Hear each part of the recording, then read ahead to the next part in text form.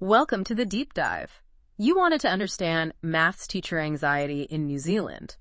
So we dove into research reports and surveys. Right. Even sat in on some expert discussions to bring you the key insights. That's right. We've got two main sources for this deep dive. Right. First, a 2020 report by Caygill and Zhao. It really breaks down student and teacher experiences with maths in New Zealand. Yeah. And then we have a 2018 Education Review Office report, the ERO report for short. Right. And it focuses on what's actually working in successful New Zealand schools. Yeah. And we found some interesting stuff. I bet. For example, you might be surprised to hear that most New Zealand primary teachers actually like teaching maths. That's right. But the number who are truly comfortable with the material itself, well, that might raise some eyebrows. Definitely a point to ponder. And get this. Okay. New Zealand teachers use computers in maths class way more than other countries. Oh, wow. But is it actually helping? Good question. That's one of the things we'll be diving into today. Great. But first, let's talk about student confidence, or a lack of it. Okay. Studies show that New Zealand students have a more negative attitude towards maths than students in other countries. Yeah. What do you think is behind that? Well, the research suggests there's a strong connection between confidence, enjoyment of maths, Yeah. how much students value maths, and, of course, their achievement. Makes sense. Yeah. If you don't feel confident, you're probably not going to enjoy it. Right. Or think it's important. Exactly. And that can make it even harder to do well. It's like a downward spiral. Exactly. And this pattern can start really early. Yeah. The research even suggests that many early childhood teachers have low confidence in their own mathematical abilities. Interesting. Which makes you wonder, right? If teachers are already anxious about maths, what kind of message does that send to those little ones just starting out? That's a very important question. Right. It really highlights how important it is to address this issue from the very beginning. Absolutely. And unfortunately, this issue doesn't just magically disappear when kids move up to primary and intermediate. Yeah. Caygill and Zhao found that a good number of primary teacher trainees struggle to solve maths problems for year 8 students. Really? Which is kind of shocking when you think about it. It is a startling finding, Yeah. especially when you consider that New Zealand invests more in teacher professional development than many other countries. So much more. It's true. It's a real head scratcher. Yeah. Although there is an interesting twist. Okay. Some of those trainees said that struggling with the material actually pushed them to improve their own math skills. They wanted to be better for their students. That's fantastic. I know, right? It speaks volumes about the dedication of teachers, Yeah. but it also suggests that maybe there are some gaps in their initial training. Okay, so we've got students who lack confidence. Yeah. And teachers who may not feel fully equipped to teach maths. Right? What's the fallout from all of this? Well, teachers who lack confidence might teach differently. Or they might unintentionally pass their anxiety on to their students. Oh, yeah. Creating a cycle that's hard to break. And that lack of confidence seems to go hand in hand with another issue. Yeah. Specialization. Right. Caygill and Zhao found that only 14% of Year 5 students had a teacher who specialized in maths. That's pretty low. It is a significant difference. Especially when you think about Yeah. 79% of Year 5 students didn't have a math specialist. Right. And the situation in high school is even more dramatic. Oh, wow. 37% of Year 9 students don't have a specialist maths teacher. That's a huge number. It is. That's way higher than the international average of 10%. Wow. So help me connect the dots here. Okay. What does all of this mean? Well, this shortage of specialist teachers might be a big reason why teachers feel unprepared, Okay. particularly when they're dealing with more advanced maths concepts. And there's research indicating that in schools where there aren't enough qualified maths teachers, student achievement suffers. So it really is all connected. It seems to be. Now let's look at what's happening inside the classroom. Okay. The picture of teaching practices in New Zealand seems to be a mixed bag. There are good things and things that could be improved. That's fair to say. What's your take? You're right. Okay. There are definitely both positives and areas for growth.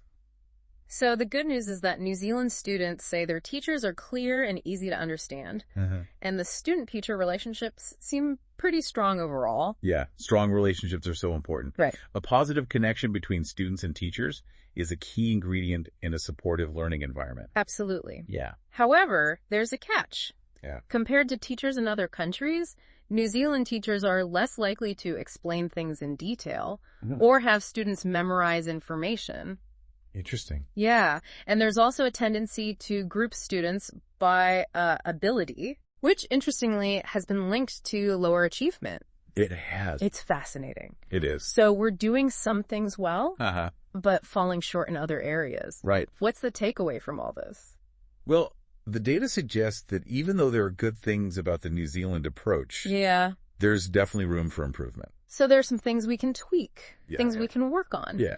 The ERO report highlights that encouraging students to explain their reasoning can increase ownership and understanding. Yeah, that makes sense. So it's not just about getting the right answer. It's about understanding how you got there and why it works. Exactly. And another area that surprised us was how much computers are used in New Zealand maths classrooms. Oh, really? I know, right? It's interesting. It's much higher than in other countries. Wow. But it doesn't seem to be translating into better outcomes. It makes you wonder. It does raise an important question about how those computers are being used. Yeah. Are they really enhancing learning? Right. Or are they just a substitute for other more effective teaching methods? That's something to think about. It definitely is. Yeah. And then there's the elephant in the room. Oh. Or should I say the smartphone in everyone's pocket. Right. These things are basically supercharged calculators. Yeah, it's true. We have to wonder if their presence in the classroom might be having a negative impact. But maybe we can save that conversation for another time. Sounds good. For now, let's shift gears and talk about assessment. Okay. This is where we see a pretty big difference between what's happening in New Zealand and other countries. Okay. You're telling me New Zealand teachers seem to rely heavily on observation to assess student learning. Right.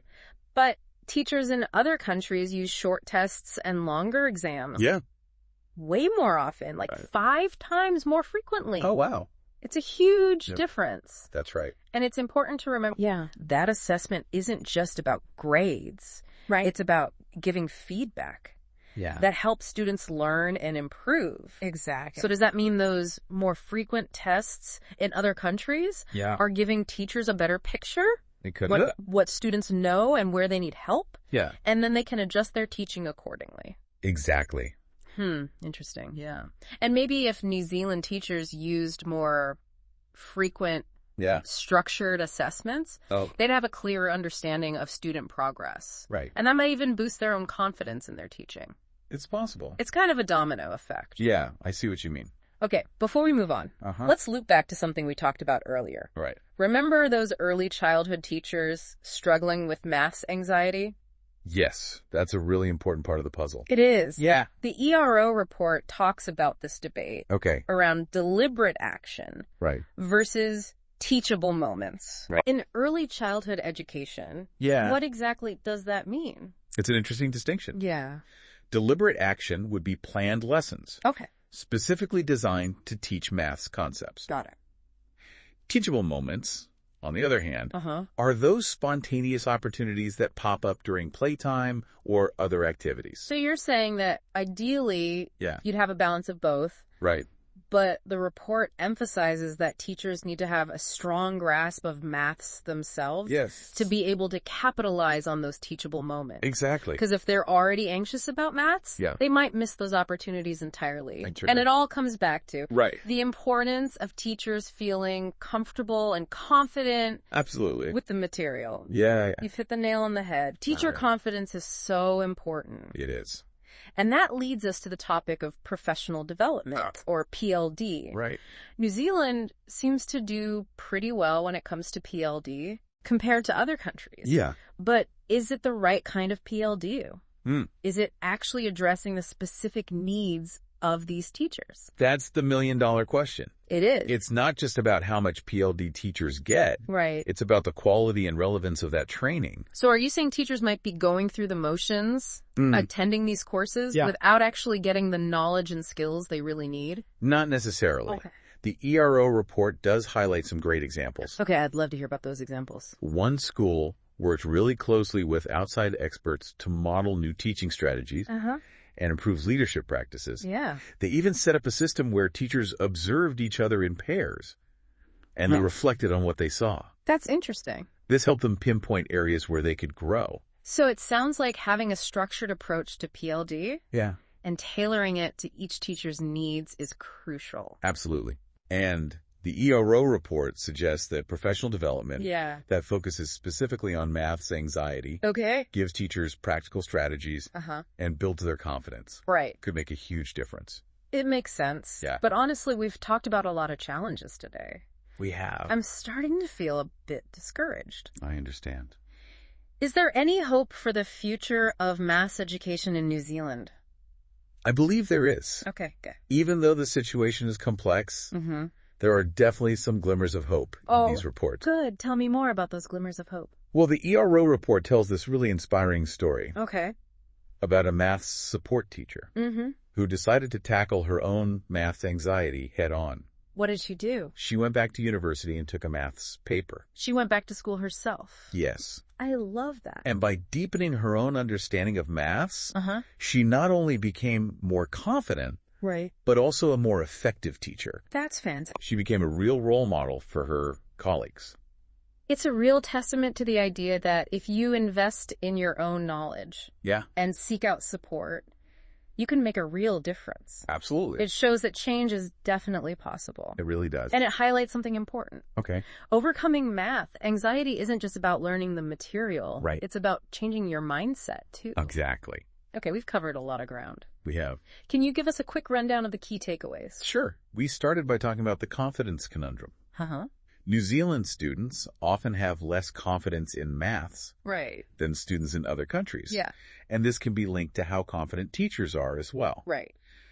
We then looked at some of the different ways maths is taught in New Zealand classrooms, highlighting both the strengths and the areas where we could do better. And we can't forget about that surprisingly high computer usage in New Zealand math classes. Yeah. It raises questions about whether those computers are really helping students learn. It does. We also talked about assessment and how New Zealand teachers rely more on observation than on the regular tests that are more common in other countries. Yeah. And we finished up by emphasizing how important it is to address maths anxiety in early childhood education. Absolutely. And how targeted professional development can really make a difference for teachers. It can. Great summary.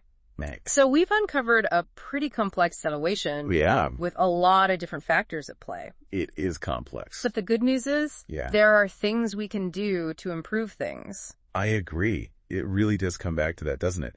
If we want to tackle maths anxiety in the classroom, we have to make sure teachers feel confident in their own abilities. And that brings us to the topic of professional development. Right. Professional development, or PLD as it's often called. We know New Zealand actually has a pretty high level of PLD for teachers compared to other countries. That's true. But the question is it the right kind of PLD? Is it really equipping teachers with what they need to feel confident and competent teaching maths? That's the key, isn't it?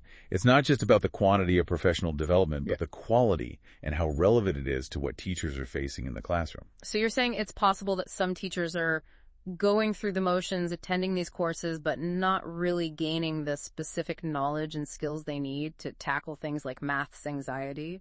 That's a possibility. But the ERO report does highlight some really positive examples where PLD made a real difference. It addressed specific needs and led to improvements in teaching practices. I'm all ears. Tell me about those examples. What did effective PLD look like in those cases? Well, in one school, the leaders actually worked hand in hand with the people running the PLD program.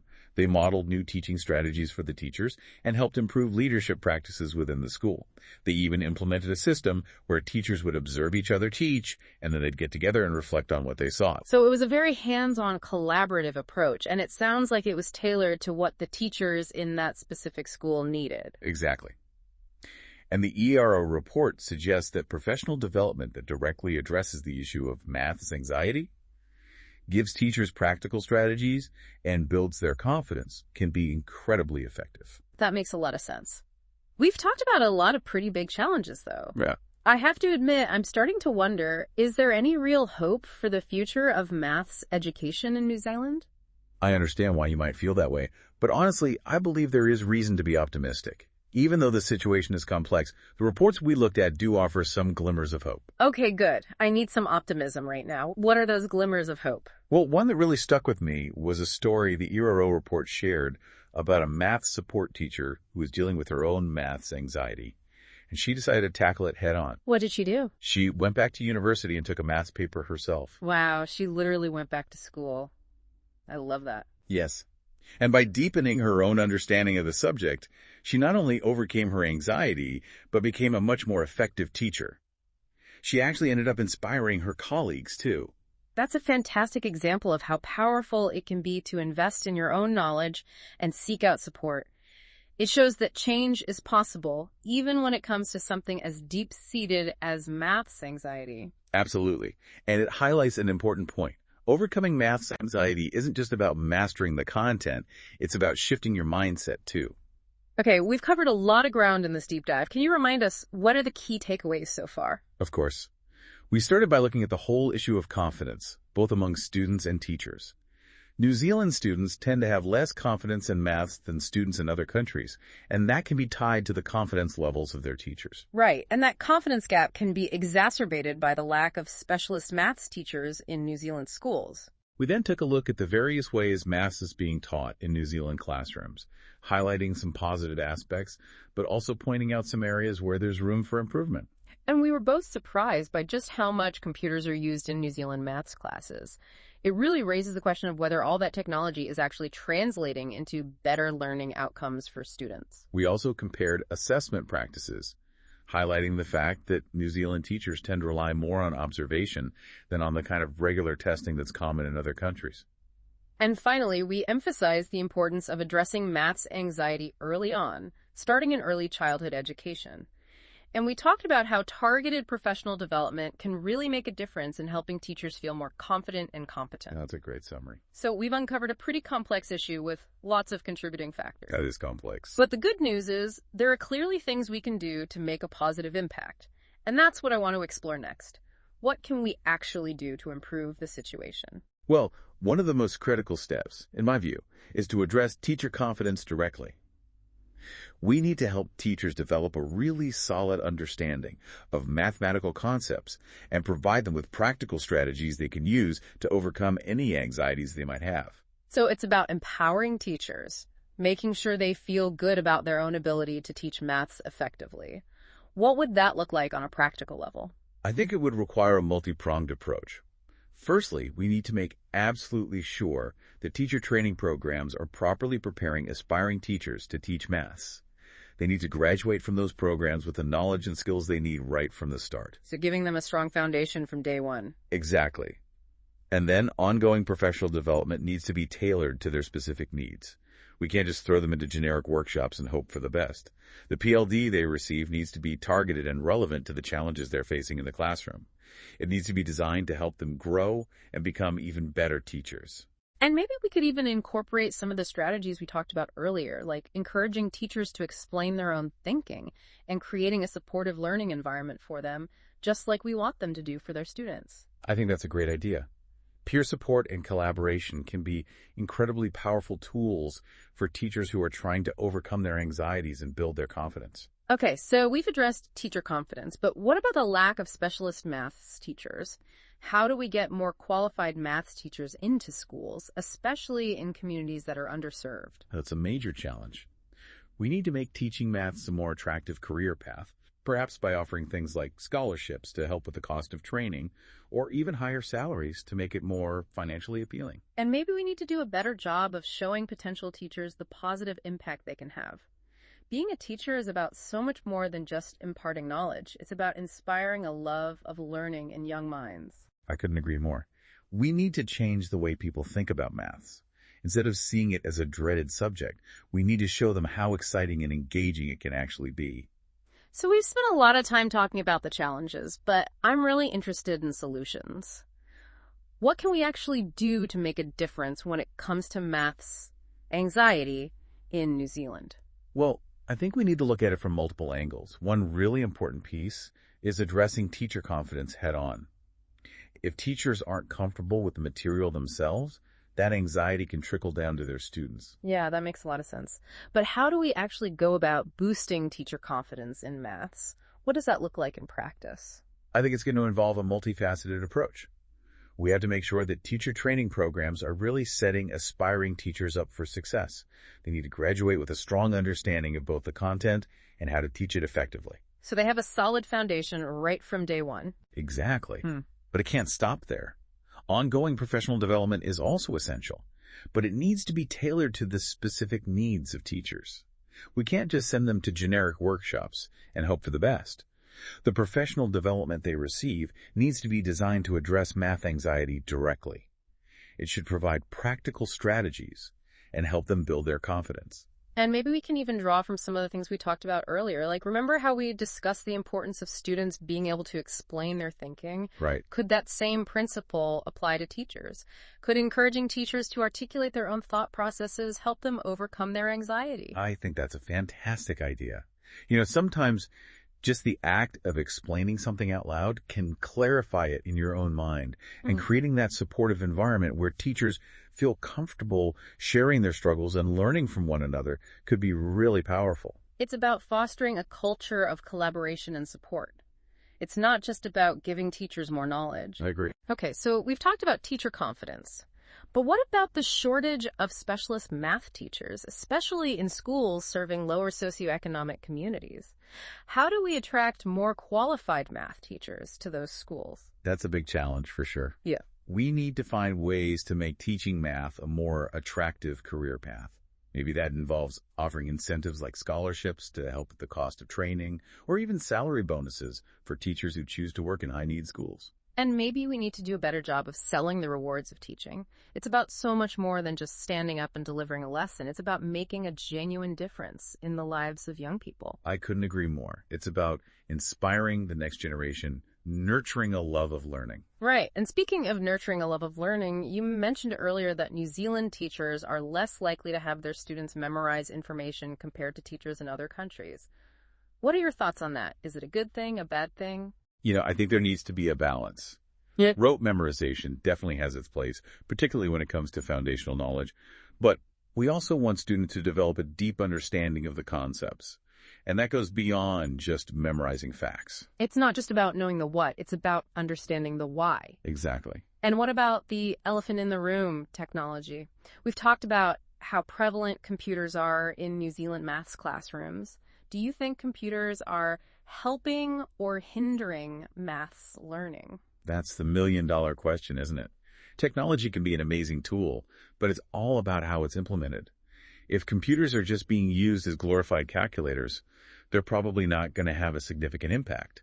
But if they're used to create interactive learning experiences, to help students visualize complex concepts, or to provide personalized feedback, then they really do have the potential to revolutionize math education. It's about using technology intentionally, not just for the sake of using technology. And then there's assessment. We talked about how New Zealand teachers tend to rely heavily on observation, while teachers in other countries use more frequent testing. What are your thoughts on finding a middle ground, offering valuable feedback without overwhelming students with tests? I think a balanced approach is definitely the way to go. We need a variety of assessment methods, both formative assessments that help guide instruction throughout the learning process and summative assessments that measure what students have learned at the end. And, of course, we want to make sure the feedback from those assessments is used to inform teaching strategies and support the individual needs of each student. Assessment should be a tool for growth, not just a way to assign grades. Exactly. So we've discussed teacher confidence, we've talked about teaching strategies, we've touched on assessment, but before we wrap things up, I want to go back to something you mentioned earlier. You said that addressing math anxiety early on is really important. Why is that? And what can we do to make sure young children are developing a positive attitude towards maths from the very beginning? The early years are so crucial when it comes to forming attitudes and beliefs about learning. If a child has negative experiences with math early on, those negative feelings can persist for years. So it's essential that we equip early childhood teachers with the knowledge, the skills, and the support they need to cultivate a love of learning in those young minds. It's about creating a positive, engaging learning environment where children feel safe to explore, to experiment, and to make mistakes. You got it. It's about fostering curiosity and encouraging a growth mindset from the very start. Well, this has been a really thought-provoking conversation. I feel like we've only scratched the surface, but we've uncovered some important insights. And remember, for those of you who want to delve deeper, we've included links to all the sources we discussed in the show notes. Yeah, keep learning, keep asking questions. Exactly. And as you continue to explore this topic, I want to leave you with one final thought. What if we shifted our focus from simply teaching math to inspiring a love of learning it? What kind of impact could that have on teachers, on students, and on society as a whole? That's something for all of us to consider. Until next time, happy learning.